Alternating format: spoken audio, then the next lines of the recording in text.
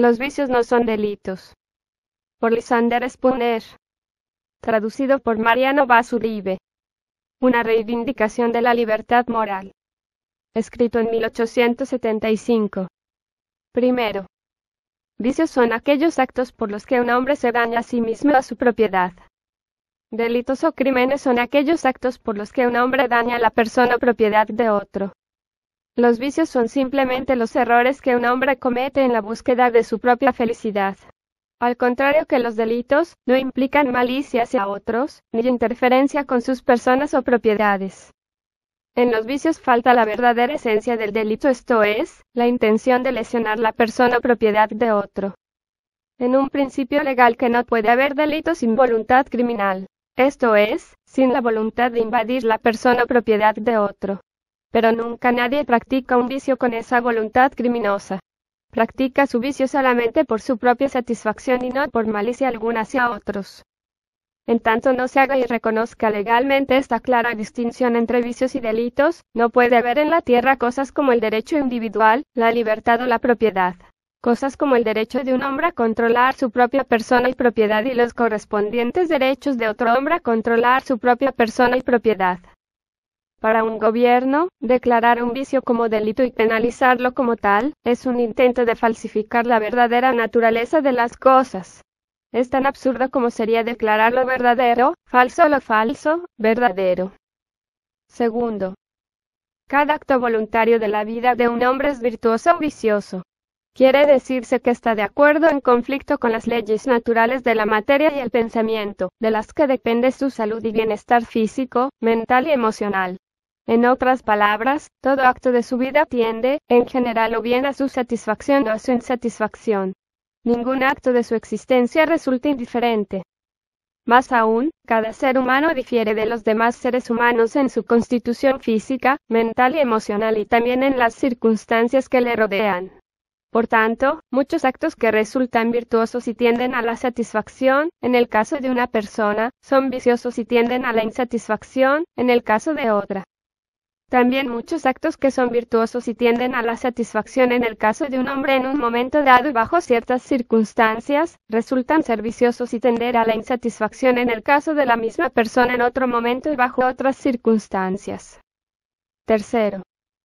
Saber qué acciones son virtuosas y cuáles viciosas, en otras palabras, saber qué acciones tienden, en general, a la satisfacción y cuáles a la insatisfacción en el caso de cada hombre, en todas y cada una de las condiciones en las que pueda encontrarse, es el estudio más profundo y complejo al que nunca se haya dedicado y pueda nunca dedicarse la mejor mente humana. Sin embargo, es un estudio constante que cada hombre, tanto el más pobre como el más grande en intelecto, debe necesariamente realizar a partir de los deseos y necesidades de su propia existencia. También es un estudio en que cada persona, de su cuna a su tumba, debe formar sus propias conclusiones, porque nadie sabe o siente, o puede saber o sentir, como él mismo sabe y siente los deseos y necesidades, las esperanzas y los temores y los impulsos de su propia naturaleza o la presión de sus propias circunstancias. Cuarto.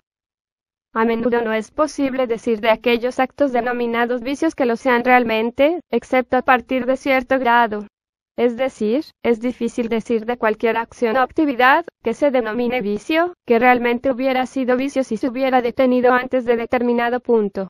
La cuestión de la virtud o el vicio, por tanto, en todos esos casos es una cuestión de cantidad y grado y no del carácter intrínseco de cualquier acto aislado por sí mismo. A este hecho se añade la dificultad, por no decir la imposibilidad, de que alguien excepto cada individuo por sí mismo trace la línea adecuada o algo que se le parezca, es decir, indicar dónde termina la virtud y empieza el vicio. Y esta es otra razón por la que toda la cuestión de la virtud y el vicio debería dejarse a cada persona para que la resuelva por sí misma. Quinto. Los vicios son normalmente placenteros, al menos por un tiempo, y a menudo no se descubren como vicios, por sus efectos, hasta después de que se han practicado durante años, quizás una vida entera. Muchos, quizá la mayoría, de los que los practican, no los descubren como vicios en toda su vida. Las virtudes, por otro lado, a menudo parecen tan duras y severas, requieren al menos el sacrificio de tanta satisfacción inmediata y los resultados, que son los que prueban que son virtudes, son a menudo de hecho tan distantes y oscuros, tan absolutamente invisibles en la mente de muchos, especialmente de los jóvenes, que, por su propia naturaleza, no puede ser reconocimiento universal, ni siquiera general, que son virtudes. En realidad, los estudios de profundos filósofos se han dedicado, si no totalmente en vano, sin duda con escasos resultados, a esforzarse en trazar los límites entre las virtudes y los vicios.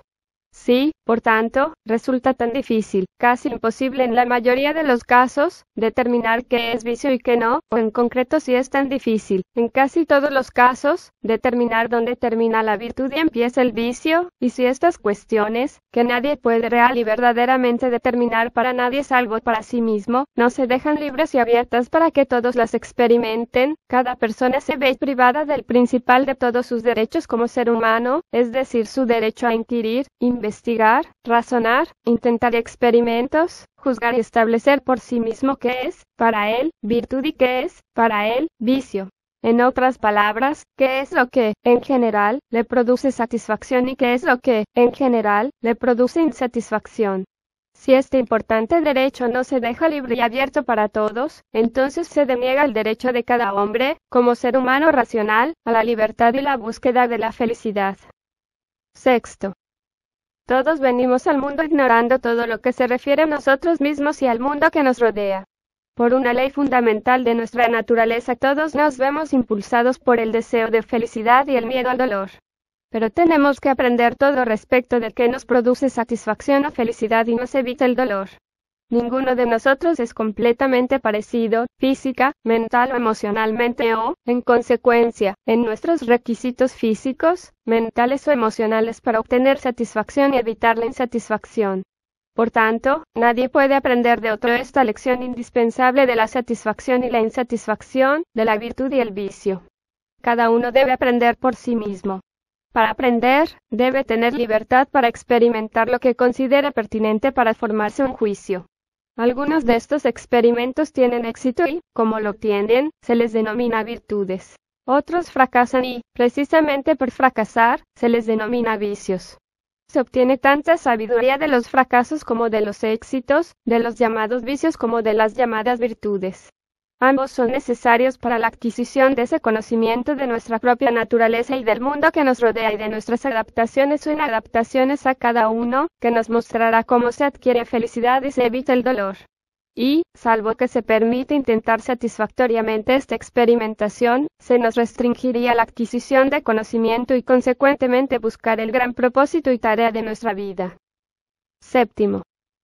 Un hombre no está obligado a aceptar la palabra de otro, o someterse a la autoridad de alguien en un asunto tan vital para él y sobre el que nadie más tiene, o puede tener, un interés como el que él mismo tiene.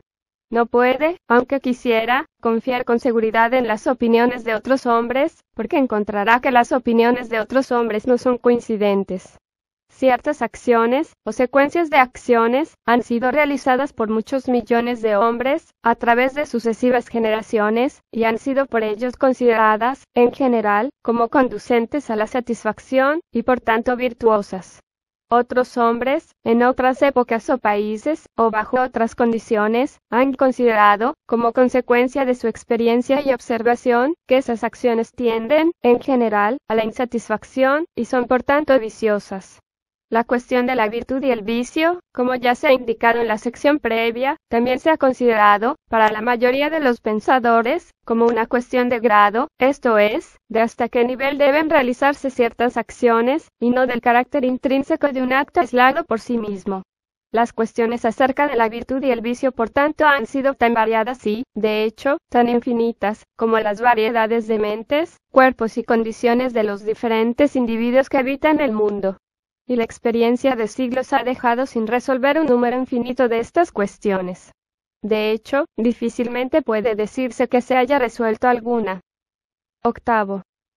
En medio de esta inacabable variedad de opiniones, ¿qué hombre o grupo de hombres tiene derecho a decir, respecto de cualquier acción o series de acciones hemos intentado este experimento y determinado todas las cuestiones relacionadas con él?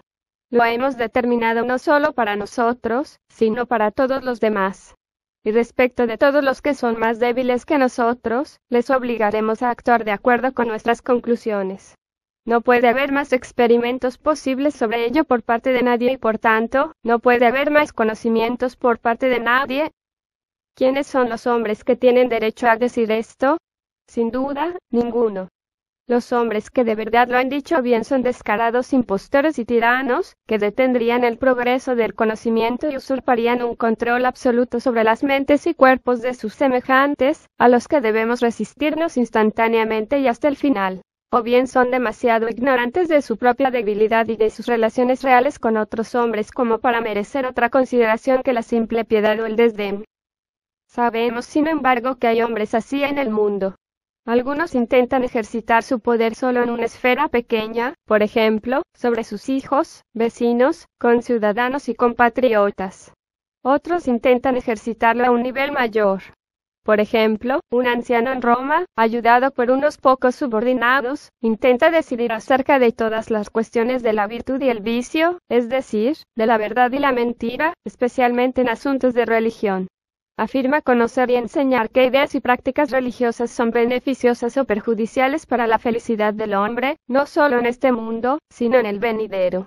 Afirma estar milagrosamente inspirado para realizar su trabajo y así virtualmente conocer, como hombre sensible, que nada menos que esa inspiración milagrosa le cualifica para ello. Sin embargo, esa inspiración milagrosa no le ha resultado suficiente para permitirle responder más que unas pocas cuestiones. La más importante que los comunes mortales pueden conocer es una creencia implícita en su infalibilidad del Papa. Y en segundo lugar, que los peores vicios de los que podemos ser culpables son creer y declarar que solo es un hombre como el resto. Hicieran falta entre 15 y 18 siglos para permitirle llegar a conclusiones definitivas acerca de estos dos puntos vitales. Y aún parece que el primero debe ser previo a resolver cualquier otra cuestión, porque hasta que no se determinó su propia infalibilidad, no tenía autoridad para decidir otra cosa. Sin embargo, hasta ese momento, intentó o pretendió establecer unas pocas más. Y quizás puede intentar establecer unas pocas más en el futuro, si continuara encontrando a quien le escuche. Pero sin duda su éxito no apoya, hasta ahora, la creencia de que será capaz de resolver todas las cuestiones acerca de la virtud y el vicio, incluso en su peculiar área religiosa, a tiempo para satisfacer las necesidades de la humanidad. Él, o sus sucesores, sin duda, se verán obligados, en poco tiempo, a reconocer que ha asumido una tarea para la cual toda su inspiración milagrosa resultaba inadecuada y que, necesariamente, debe dejarse a cada ser humano que resuelva todas las cuestiones de este tipo por sí mismo. Y es razonable esperar que los demás papas, en otras áreas menores, tengan en algún momento motivos para llegar a la misma conclusión. Sin duda, nadie, sin afirmar una inspiración sobrenatural, debería asumir una tarea para la que obviamente es necesaria una inspiración de ese tipo. Y, sin duda, nadie someterá su propio juicio a las enseñanzas de otros, antes de convencerse de que éstos tienen algo más que un conocimiento humano ordinario sobre esta materia. Si esas personas, que se muestran a sí mismos como adornadas tanto por el poder como por el derecho a definir y castigar los vicios de otros hombres, dirigieran sus pensamientos hacia sí mismos, probablemente descubrirían que tienen mucho trabajo a realizar en casa, y que, cuando éste se completara, estarían poco dispuestos a hacer más con el fin de corregir los vicios de otros que sencillamente comunicar los resultados de su experiencia y observaciones. En este ámbito sus trabajos podrían posiblemente ser útiles, pero en el campo de la infalibilidad y la coerción, probablemente, por razones bien conocidas, se encontrarían con incluso menos éxito en el futuro que el que hubieran tenido en el pasado. 9. Por las razones dadas, ahora resulta obvio que el gobierno sería completamente impracticable si tuviera que ocuparse de los vicios y castigarlos como delitos. Cada ser humano tiene sus vicios. Casi todos los hombres tienen multitud.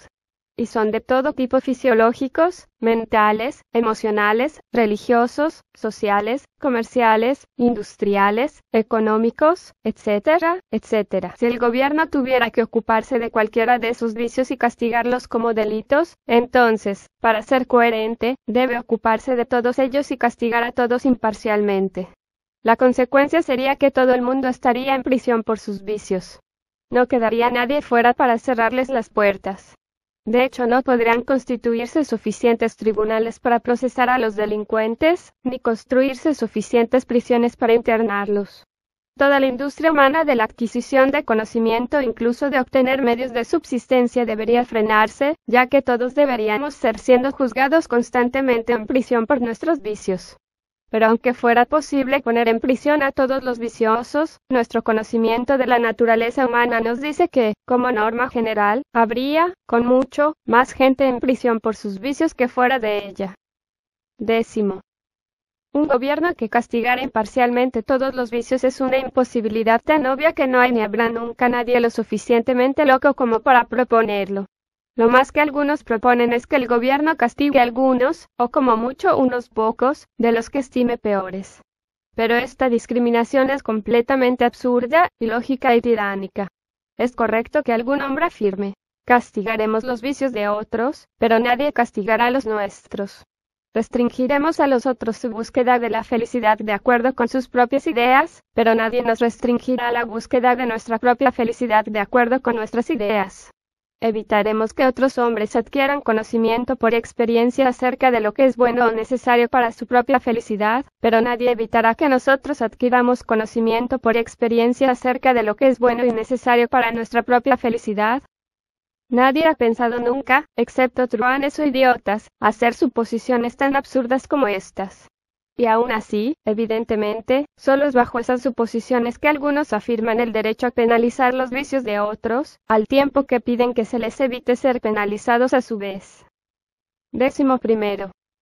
Nunca se hubiera pensado en algo como un gobierno, formado por asociación voluntaria, si el fin propuesto hubiera sido castigar imparcialmente todos los vicios, ya que nadie hubiera querido una institución así o se hubiera sometido voluntariamente a ella. Pero un gobierno, formado por asociación voluntaria, para el castigo de todos los delitos, es algo razonable, ya que todo el mundo quiere para sí mismo protección frente a todos los delitos de otros e igualmente acepta la justicia de su propio castigo si comete un delito. 12. Es una imposibilidad natural que un gobierno tenga derecho a penalizar a los hombres por sus vicios, porque es imposible que un gobierno tenga derecho alguno excepto los que tuvieran previamente, como individuos, los mismos individuos que lo compongan. No podrán delegar en un gobierno derechos que no posean por sí mismos.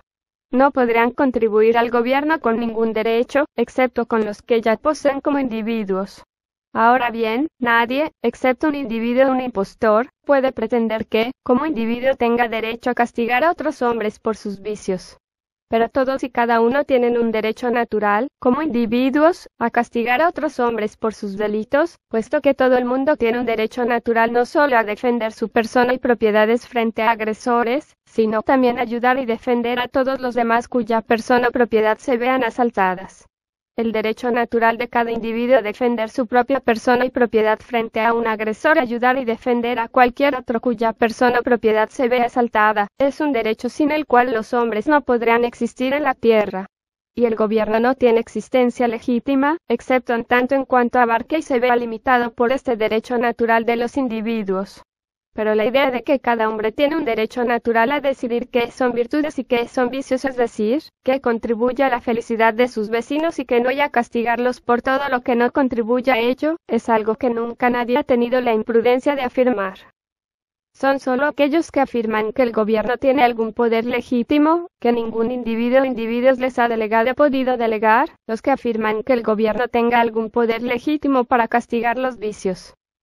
Valdría para un papa o un rey que afirman haber recibido su autoridad directamente del cielo para gobernar sobre sus semejantes afirmar ese derecho como vicarios de Dios, el de castigar a la gente por sus vicios, pero resulta un total y absoluto absurdo que cualquier gobierno que afirme que su poder proviene íntegramente de la autorización de los gobernados, afirmar poder alguno de este tipo, porque todos saben que los gobernantes nunca lo autorizarían.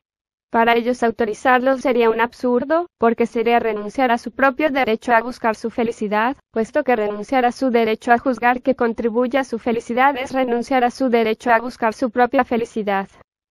13. Ahora podemos ver que es simple, fácil y razonable resulta que sea asunto del gobierno castigar los delitos, comparado con castigar los vicios. los delitos son pocos y fácilmente distinguibles de los demás actos y la humanidad generalmente está de acuerdo acerca de qué actos son delitos. Por el contrario, los vicios son innumerables y no hay dos personas que se pongan de acuerdo, excepto en relativamente pocos casos, acerca de cuáles son. Más aún, todos desean ser protegidos, en su persona y propiedades, contra las agresiones de otros hombres. Pero nadie desea ser protegido, en su persona o propiedades, contra sí mismo, porque resulta contrario a las leyes fundamentales de la propia naturaleza humana que alguien desee dañarse a sí mismo. Uno solo desea promover su propia satisfacción y ser su propio juez acerca de lo que promoverá y promueve su propia satisfacción. Es lo que todos quieren y a lo que tienen derecho como seres humanos. Y aunque todos cometemos muchos errores y necesariamente debemos cometerlos, dada la imperfección de nuestro conocimiento, esos errores no llegan a ser un argumento contra el derecho, porque todos tienden a darnos el verdadero conocimiento que necesitamos y perseguimos y no podemos obtener de otra forma.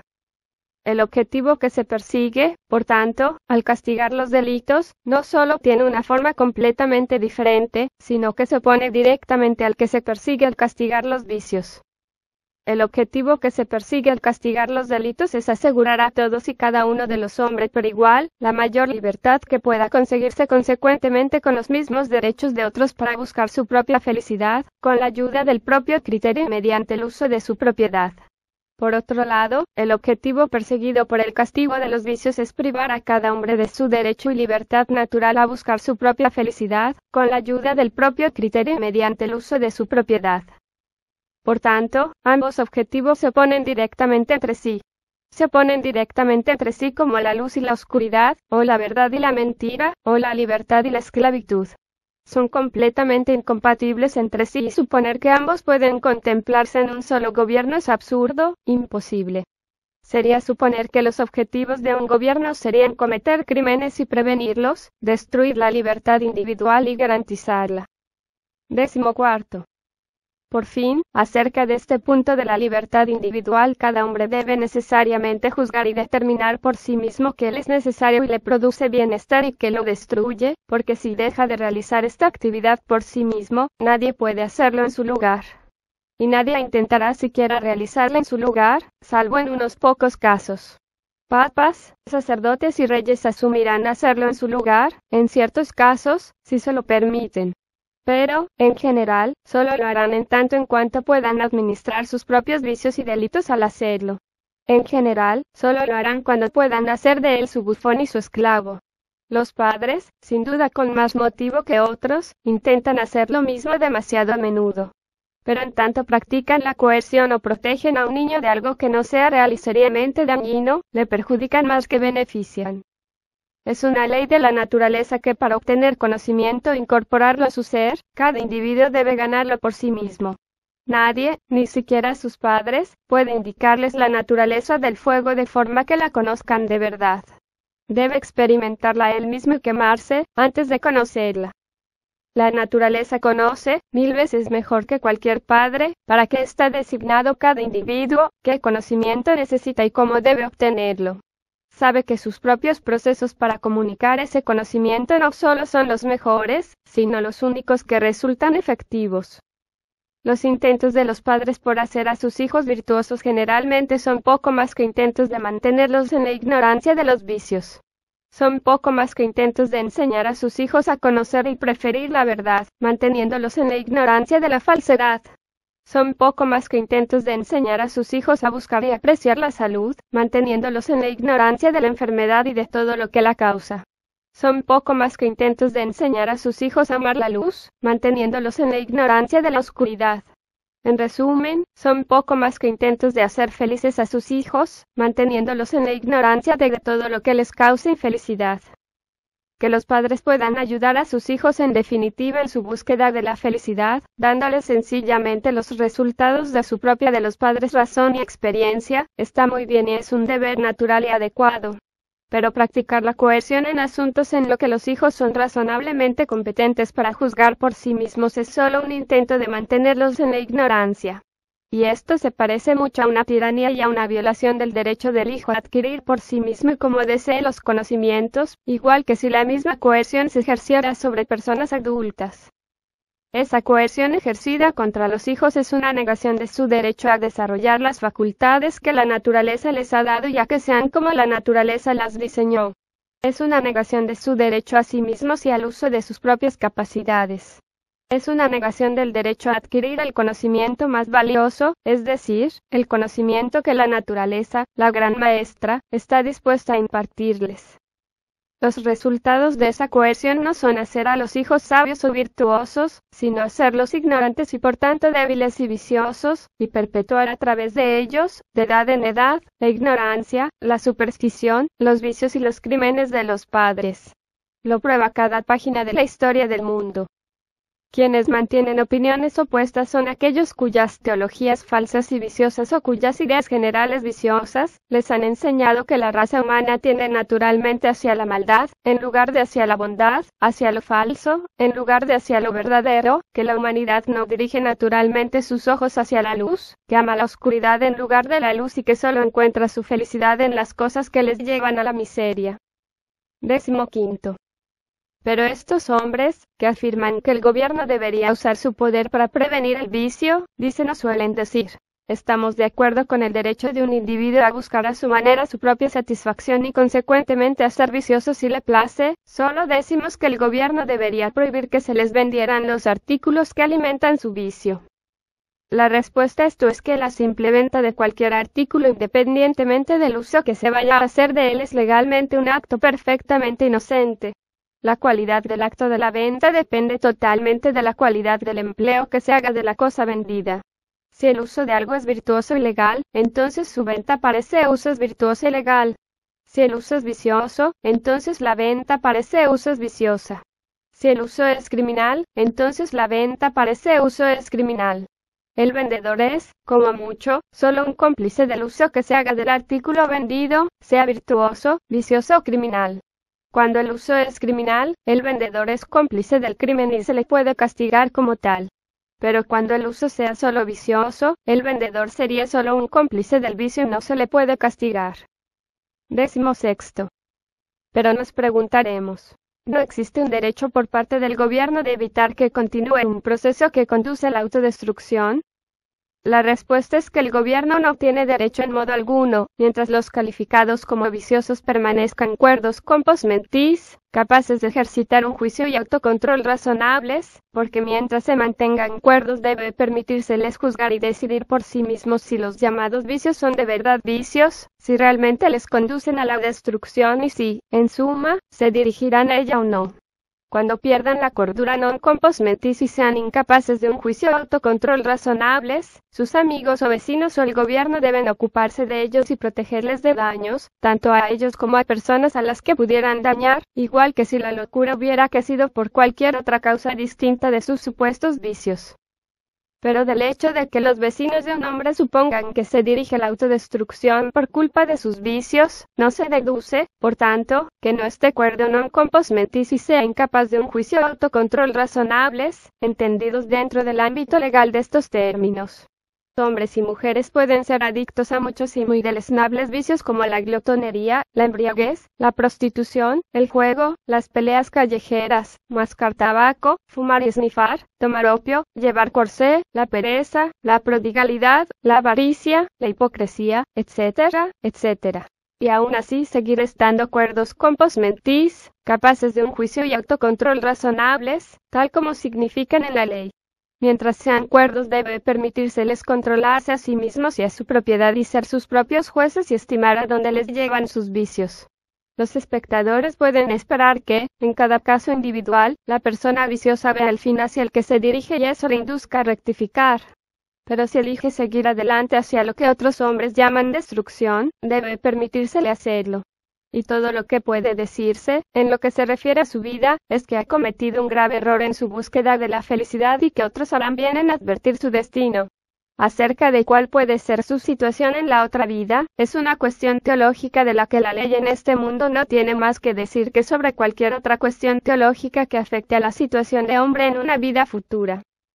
¿Se puede saber cómo se puede determinar la cordura o locura de un hombre vicioso? La respuesta es que tiene que determinarse con el mismo tipo de evidencia que la cordura o locura de aquellos que se consideren virtuosos y no otra. Esto es, por las mismas evidencias con las que los tribunales legales determinan si un hombre debe ser enviado a un manicomio si es competente para hacer testamento o disponer de otra forma de su propiedad.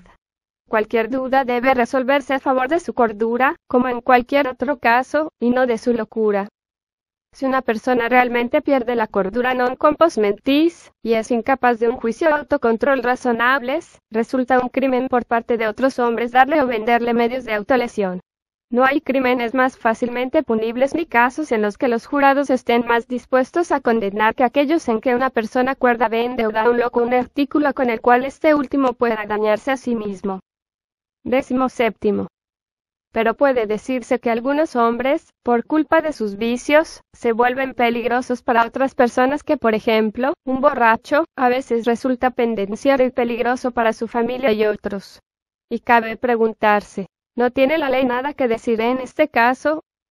La respuesta es que sí, por la ebriedad o cualquier otra causa, un hombre se vuelve realmente peligroso, con todo derecho no solamente su familia u otros, no solo él mismo, pueden moderarlo hasta el punto que requiera la seguridad de otras personas, sino que a cualquier otra persona que sepa tenga base suficiente para creer que es peligroso se le puede prohibir vender o dar cualquier cosa que haya razones para suponer que le hará peligroso.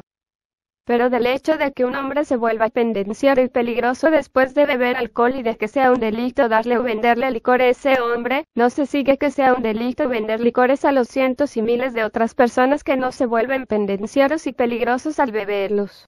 Antes de condenar a un hombre por el delito de vender licor a un hombre peligroso, debe demostrarse que ese hombre en particular al que se le vendió el licor era peligroso y también que el vendedor sabía, o tenía base suficiente para suponer, que el hombre se volvería peligroso al beberlo. La presunción legal de ley sería, en todo caso, que la venta es inocente y la carga de la prueba del delito, en cualquier caso particular, reside en el gobierno. Y ese caso particular debe probarse como criminal, independientemente de todos los demás. A partir de estos principios, no hay dificultad en condenar y castigar a los hombres por la venta o regalo de cualquier artículo a un hombre que se vuelve peligroso para otros al usarlo. 18. Pero a menudo se dice que algunos vicios generan molestias públicas o privadas y que esas molestias pueden atajarse y penarse. Es verdad que cualquier cosa que sea real y legalmente una molestia sea pública o privada puede atajarse y penarse. Pero no es cierto que los meros vicios privados de un hombre sean, en cualquier sentido legal, molestos para otro hombre o público. Ningún acto de una persona puede ser una molestia para otro, salvo que obstruya o interfiera de alguna forma con la seguridad y el uso pacífico o disfrute de lo que posee el otro con todo derecho. Todo lo que obstruya una vía pública es una molestia y puede atajarse y penarse. Pero un hotel o tienda o taberna que vendan licores no obstruyen la vía pública más que una tienda de telas, una joyería o una carnicería. Todo lo que envenene el aire o lo haga desagradable o insalubre es una molestia. Pero ni un hotel, ni una tienda, ni una taberna que vendan licores envenenan el aire o lo hacen desagradable o insalubre a otras personas. Todo lo que tape la luz a la cual un hombre tenga derecho en una molestia. Pero ni un hotel, ni una tienda, ni una taberna que vendan licores tapan la luz de nadie, salvo en casos en que una iglesia, un colegio o una vivienda la taparían igualmente. Desde este punto de vista, por tanto, los primeros no son ni más ni menos molestos que los últimos. Algunas personas habitualmente dicen que una tienda de licores es peligrosa, de la misma forma que una fábrica de pólvora. Pero no hay analogía entre ambos casos. La pólvora puede explotar accidentalmente y especialmente en esos fuegos que tan a menudo se dan en las ciudades. Por esa razón resulta peligrosa para personas y propiedades en su cercanía inmediata. Pero los licores no pueden explotar así y por tanto no son molestias peligrosas en el sentido que lo son las fábricas de pólvora en las ciudades. Pero también se dice que los lugares donde se consume alcohol están frecuentemente concurridos por hombres ruidosos y bulliciosos, que alteran la tranquilidad del barrio y el sueño del resto de los vecinos. Esto puede ser ocasionalmente cierto, pero no muy frecuentemente. En todo caso, cuando esto ocurra, la molestia puede atajarse mediante el castigo al propietario y sus clientes y, si es necesario, cerrando el local. Pero un grupo de bebedores ruidosos no es una molestia mayor que cualquier otro grupo de gente ruidosa. Un bebedor alegre y divertido altera la tranquilidad de barrio exactamente en la misma medida que un fanático religioso que grita. Un grupo ruidoso de bebedores es una molestia exactamente en la misma medida que un grupo de fanáticos religiosos que grita. Ambos son molestias cuando alteran el descanso y el sueño o la tranquilidad de los vecinos. Incluso un perro que suele ladrar, alterando el sueño o la tranquilidad del vecindario, es una molestia. 19. Pero se dice que el hecho de que una persona incite a otro al vicio es un crimen. Es ridículo. Si cualquier acto particular es simplemente un vicio, entonces quien incita a otro a cometerlo, es simplemente cómplice en el vicio. Evidentemente, no comete ningún crimen, pues sin duda un cómplice no puede cometer una infracción superior al autor. Cualquier persona cuerda compos mentis, capaz de un juicio y autocontrol razonables, se presume que resulta mentalmente competente para juzgar por sí mismo todos los argumentos, a favor y en contra, que se le dirijan para persuadirle de hacer cualquier acto en particular, siempre que no se emplee fraude para engañarle. Y si se le persuade o induce a realizar la acción, ésta se convierte en propia incluso aunque resulte dañina para sí mismo, no puede alegar que la persuasión o los argumentos a los que dio su consentimiento, sean delitos contra sí mismo. Por supuesto, cuando hay fraude el caso es distinto. Si por ejemplo, ofrezco veneno a un hombre asegurándole que es una bebida sana e inocua y lo bebe confiando en mi afirmación, mi acción es un delito. Volenti non fit injuria es una máxima legal. Con consentimiento, no hay daño. Es decir, legalmente no hay error.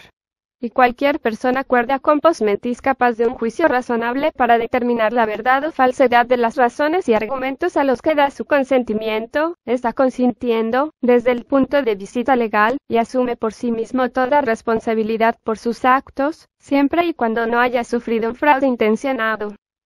Este principio, con consentimiento, no hay daño, no tiene límites, excepto en el caso de fraudes o de personas que no tengan capacidad de juzgar en ese caso particular. Si una persona que posee uso de razón y a la que no se engaña mediante fraude consiente en practicar el vicio más deleznable y por tanto se inflige los mayores sufrimientos o pérdidas morales, físicas o pecuniarias, no puede alegar error legal. Para ilustrar este principio, tomemos el caso de la violación. Tener conocimiento carnal de una mujer, sin su consentimiento, es el mayor delito, después del asesinato, que puede cometerse contra ella. Pero tener conocimiento carnal, con su consentimiento, no es delito, sino, en el peor de los casos, un vicio.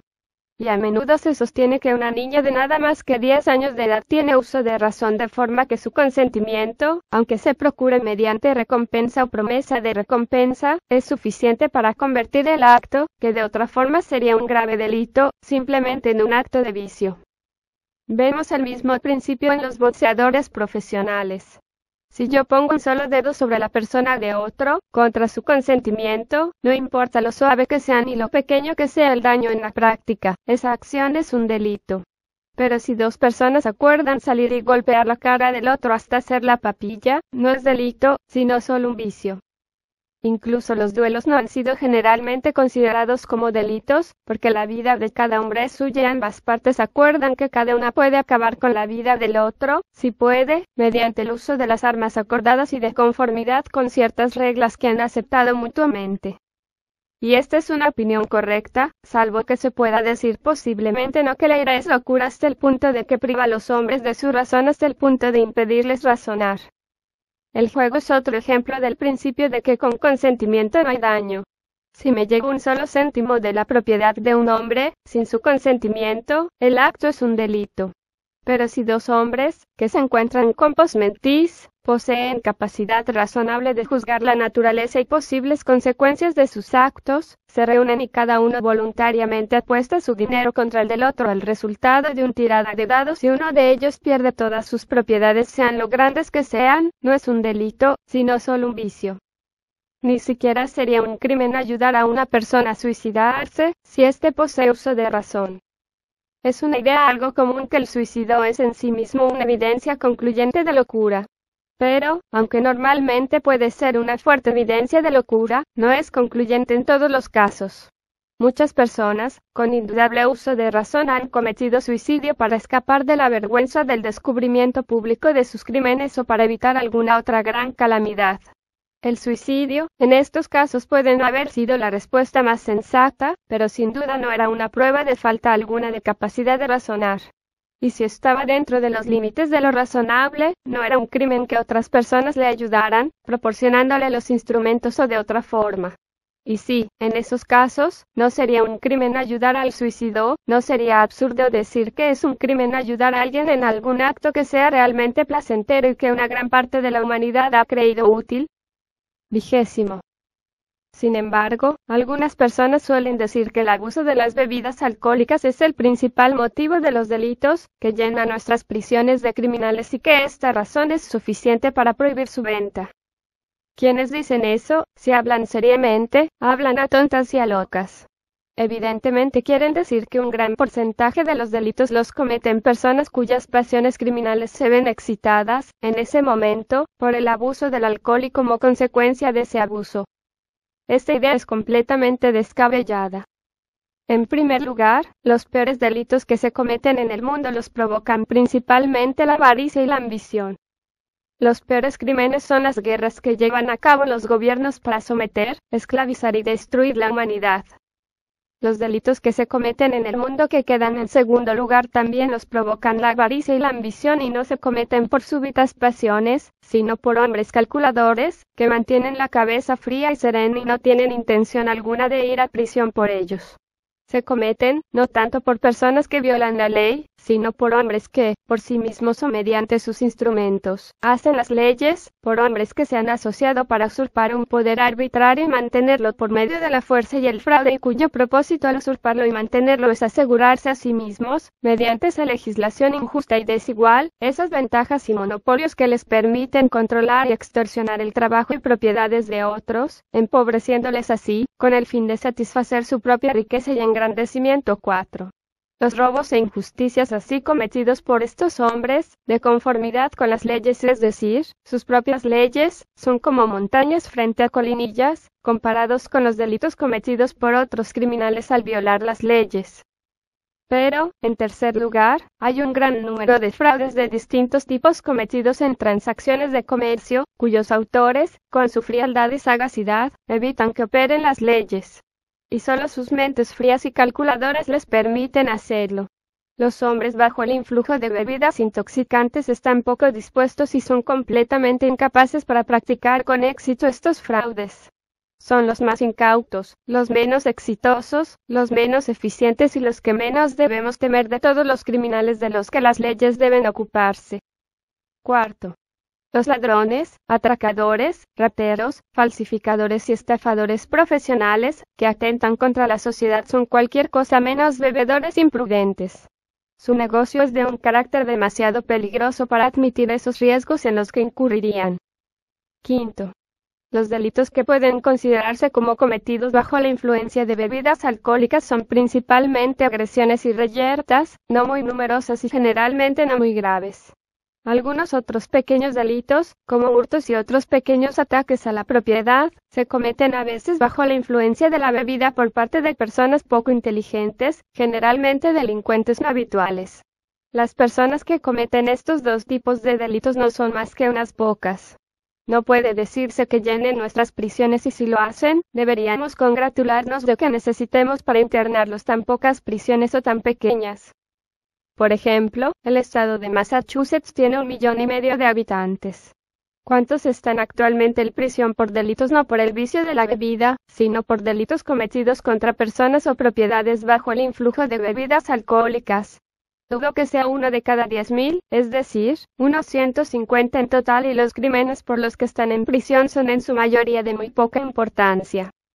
Y pienso que debe estimarse que estos pocos hombres son mucho más dignos de compasión que de castigo, porque fue su pobreza y miseria, más que su adicción al alcohol o tendencia al crimen, lo que les llevó a beber y les impulsó a cometer los delitos bajo la influencia del alcohol. La dogmática acusación de que la bebida llena nuestra prisión es solo la hacen, creo, aquellos hombres que no saben más que llamar criminal a un borracho y que no tienen mejor justificación para su acusación que el vergonzoso hecho de somos una gente tan brutal e insensible que condenamos y castigamos como si fueran criminales a personas tan débiles y desafortunadas como los borrachos. Los legisladores que autorizan y los jueces que ejecutan atrocidades como estas son intrínsecamente criminales, salvo que su ignorancia sea tal que les excuse lo que probablemente no ocurre. Y habría más motivo en su conducta para que se les castigara como criminales. Un juez de orden público en Boston me contó una vez que estaba acostumbrado a juzgar a borrachos enviándoles a prisión durante 30 días, creo que era la sentencia tipo, a un ritmo de 1 cada 3 minutos. Y a veces incluso más rápido, condenándoles así como delincuentes y enviándoles a la cárcel, sin piedad y sin averiguar las circunstancias, por una debilidad que debería hacerles dignos de compasión y protección, y no de castigo. Los verdaderos criminales en estos casos no eran los hombres que fueron a prisión, sino el juez y los que estaban detrás de él y le pusieron allí. Recomiendo a esas personas a las que tanto les perturba el miedo a que las prisiones de Massachusetts se llenen de criminales que empleen al menos una parte de su filantropía en prevenir que nuestras prisiones se llenen de gente que no son criminales. No recuerdo haber oído que nunca sus simpatías se hayan ejercido activamente en ese sentido. Por el contrario, parecen tener tal pasión por castigar criminales que no les preocupa averiguar particularmente si un candidato a castigo es realmente un criminal. Déjenme asegurarles que esa pasión es mucho más peligrosa y mucho menos caritativa, tanto moral como legalmente, que la pasión por la bebida. Parece mucho más consecuente con el carácter despiadado de estos hombres enviar a un pobre hombre a prisión por embriaguez y así aplastarle, degradarle, desanimarle y arruinarle de por vida, que sacarle de la pobreza y miseria que ha hecho de él un borracho. Solo aquellas personas que tienen poca capacidad o disposición a iluminar, fomentar o ayudar a la humanidad, poseen esa violenta pasión por gobernarlos, dominarlos y castigarlos. Si en lugar de mantenerse al margen y consentir y sancionar todas las leyes por las que el hombre débil es en el primer lugar sometido, oprimido y desalentado y después castigado como un criminal, se dedicaran a la tarea de defender sus derechos y mejorar su condición y así fortalecerle y permitirle sostenerse por sus propios medios y resistir las tentaciones que le rodean, tendrían, creo, poca necesidad de hablar sobre leyes y prisiones tanto para vendedores como para consumidores de alcohol e incluso para cualquier otra clase de criminales ordinarios. Sí, en resumen, estos hombres, que tienen tantas ganas de suprimir los delitos, suspendieran, por un momento, sus reclamaciones al gobierno de ayuda para suprimir los delitos de individuos y se dirigieran a la gente para pedir ayuda para suprimir los delitos del gobierno, demostrarían su sinceridad y sentido común más claramente que ahora. Cuando todas las leyes sean tan justas y equitativas que hagan posible que todos los hombres y mujeres vivan honrada y virtuosamente y les hagan sentirse cómodos y felices, habrá muchas menos ocasiones que ahora para acusarles de vivir deshonesta y viciosamente. 21.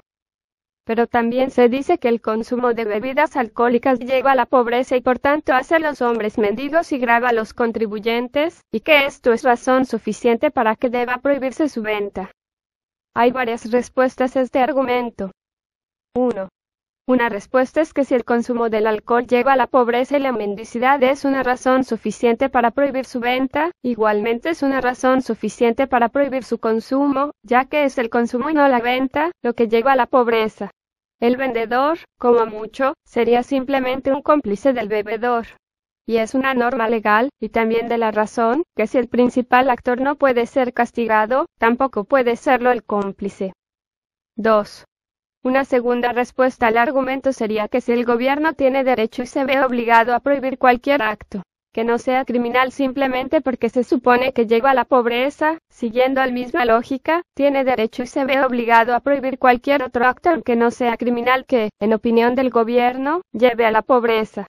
Y bajo este principio, el gobierno no solo tendría el derecho, sino que se vería obligado a revisar los asuntos privados de cada hombre y sus gastos personales y determinar si cada uno de ellos lleva o no a la pobreza y a prohibir y castigar todos los de la primera clase.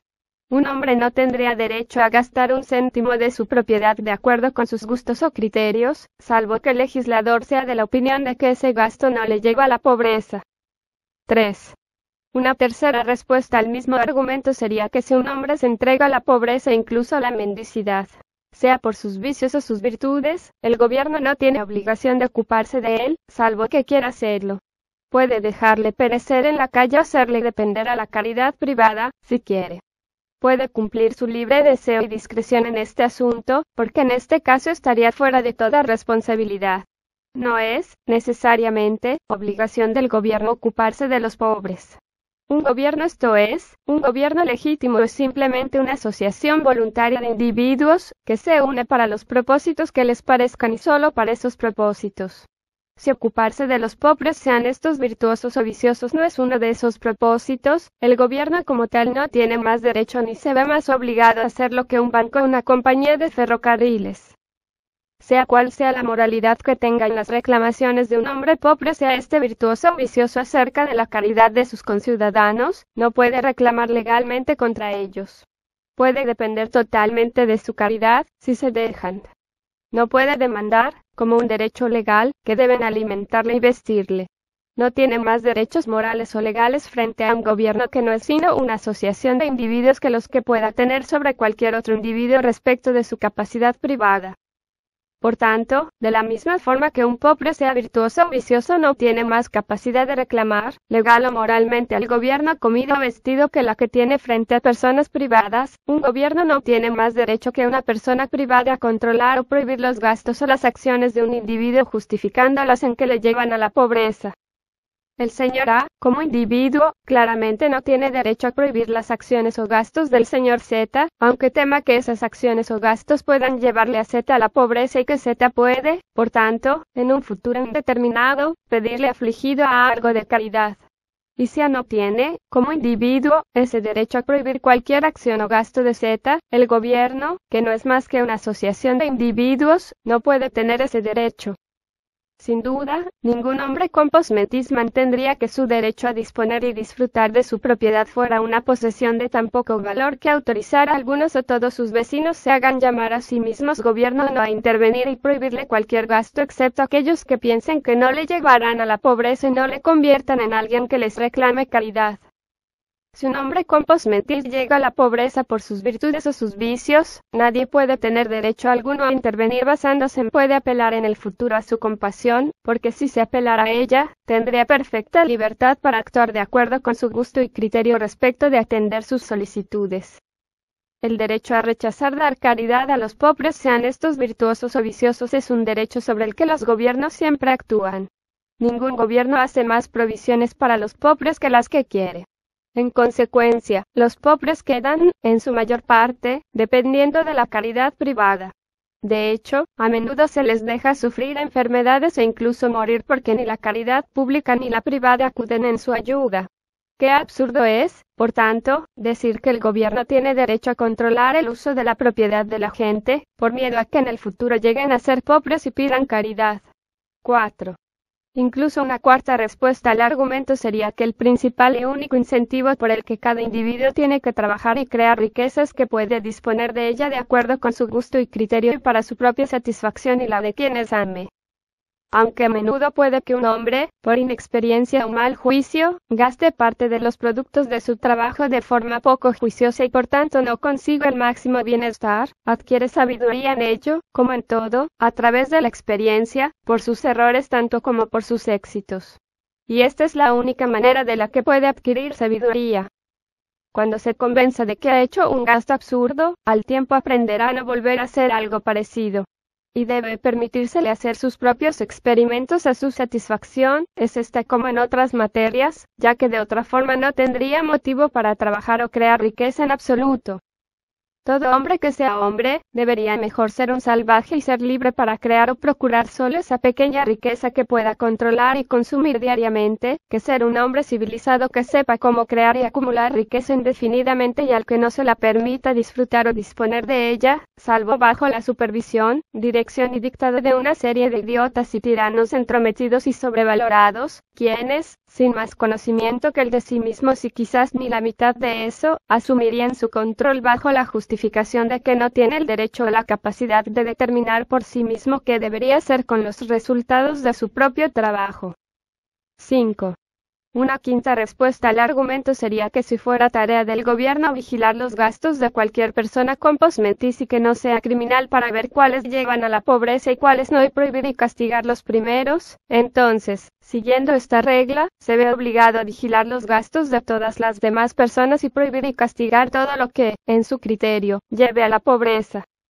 Si ese principio se llevara a efecto imparcialmente, la consecuencia sería que toda la humanidad estaría tan ocupada en vigilar los gastos de los demás y en testificar, acusar y castigar a aquellos que lleguen a la pobreza, que no quedaría en absoluto tiempo para crear riqueza. Todo el mundo capaz de trabajo productivo bien estaría en la cárcel o actuaría como juez, jurado, testigo o carcelero. Sería imposible crear suficientes tribunales para juzgar o construir suficientes prisiones para contener a los delincuentes. Cesaría toda labor productiva y los idiotas que estuvieran tan atentos a prevenir la pobreza, no solo serían pobres, prisioneros y famélicos, sino que harían que los demás fueran asimismo pobres, prisioneros y famélicos. 6. Si lo que se quiere decir es que un hombre puede al menos verse obligado con todo derecho a apoyar a su familia y, en consecuencia, abstenerse de todo gasto que, en opinión del gobierno, le lleve a impedirle realizar esta labor, pueden darse varias respuestas. Pero con solo este es suficiente. Ningún hombre, salvo un loco o un esclavo, aceptaría que sea su familia, si esa aceptación fuera a ser una excusa del gobierno para privarle de su libertad personal o del control de su propiedad. Cuando se otorga a un hombre su libertad natural y el control de su propiedad, normalmente, casi siempre, su familia es su principal objeto de orgullo y cariño. Querrá, no solo voluntariamente, sino con la máxima dedicación, emplear sus mejores capacidades de cuerpo y mente, no solo para proveerles las necesidades y placeres de la vida ordinarios, sino a prodigarles todos los lujos y elegancias que su trabajo puede obtener. Un hombre no entabla una obligación legal ni moral con su esposa o hijos para hacer algo por ellos, excepto cuando puede hacerlo de acuerdo con su libertad personal y su derecho natural a controlar su propiedad a su discreción. Si un gobierno puede interponerse y decir a un hombre que esté con posmetizo y cumple con su familia como cree que debe cumplir y de acuerdo con su juicio, por muy imperfecto que éste sea, nosotros el gobierno sospechamos que no estás empleando tu trabajo de la mejor forma para tu familia, sospechamos que tus gastos y tus disposiciones sobre tu propiedad no son tan juiciosos como deberían ser en interés de tu familia y por tanto te pondremos, a ti y a tu propiedad, bajo vigilancia especial y te indicaremos lo puedes hacer o no contigo y con tu propiedad y de ahora en adelante tu familia nos tendrá a nosotros el gobierno y no a ti, como apoyo. Si un gobierno pudiera hacer esto, quedarían aplastados todo orgullo, ambición y cariño que un hombre pueda sentir por su familia, hasta donde es posible que una tiranía pueda aplastarlos, y o bien no tendrá nunca una familia que pueda reconocer públicamente como suya o arriesgará su propiedad y su vida para derrocar una tiranía tan insultante, despiadada e insufrible. Y cualquier mujer que quiera que su marido, siendo este con posmetiz, se someta a un insulto y prohibición tan antinatural, no merece en absoluto su cariño ni ninguna otra cosa que no sea su disgusto y desprecio. Y probablemente enseguida él le hará entender que, si escoge confiar en el gobierno como su apoyo y el de sus hijos, en lugar de en él, solo podrá confiar en el gobierno. 22. Otra respuesta completa al argumento de que el abuso del alcohol lleva a la pobreza es que, por regla general, pone el efecto por delante de la causa. Supone que es el abuso del alcohol el que causa la pobreza, en lugar de que la pobreza es la que causa el abuso del alcohol. La pobreza es la madre natural de prácticamente toda ignorancia, vicio, crimen y miseria en el mundo. ¿Por qué es tan grande el porcentaje de trabajadores en Inglaterra que se dan a la bebida y al vicio? Sin duda, no porque sean por naturaleza peores que otros, sino porque su pobreza extrema y desesperada les mantiene en la ignorancia y el servilismo, destruye su coraje y su autoestima, les somete a tan constantes insultos y prohibiciones, a tan incesantes amargas miserias de todo tipo y por fin les lleva a tal grado de desesperación que el pequeño desahogo que pueden permitirse con la bebida u otros vicios es, en ese momento, un alivio. Esta es la causa principal de la ebriedad y otros vicios que prevalecen entre los trabajadores de Inglaterra. Si esos trabajadores ingleses que ahora son borrachos y viciosos, hubieran tenido las mismas oportunidades y entorno vital que las clases más afortunadas, si se hubieran criado en hogares confortables, felices y virtuosos, en lugar de escuálidos, horribles y viciosos, si hubieran tenido oportunidades para adquirir conocimientos y propiedades y hacerse inteligentes, acomodados, alegres, independientes y respetados y asegurarse todos los placeres intelectuales, sociales y domésticos con los que puede honrada y justamente remunerarles la industria.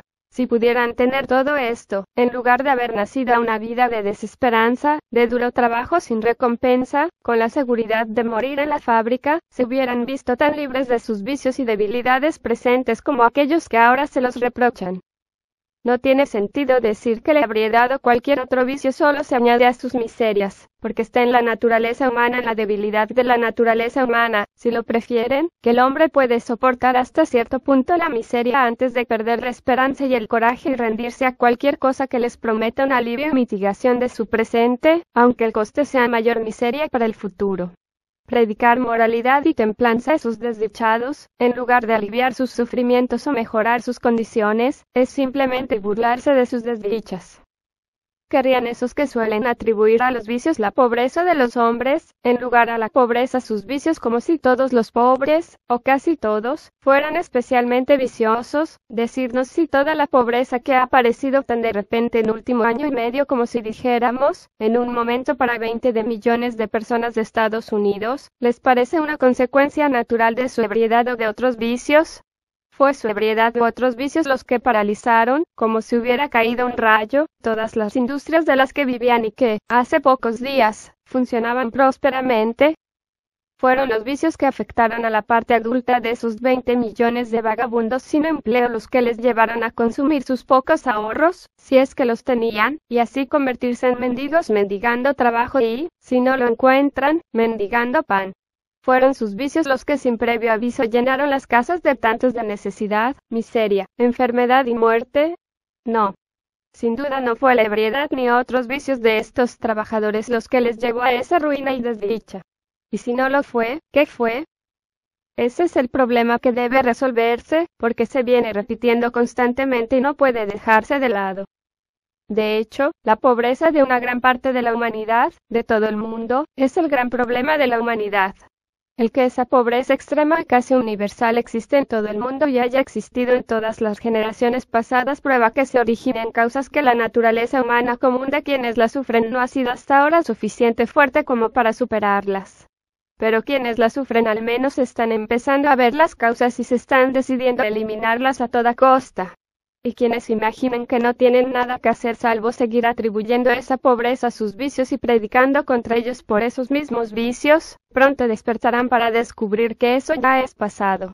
Y entonces la cuestión será no cuáles son los vicios de los hombres, sino cuáles son sus derechos.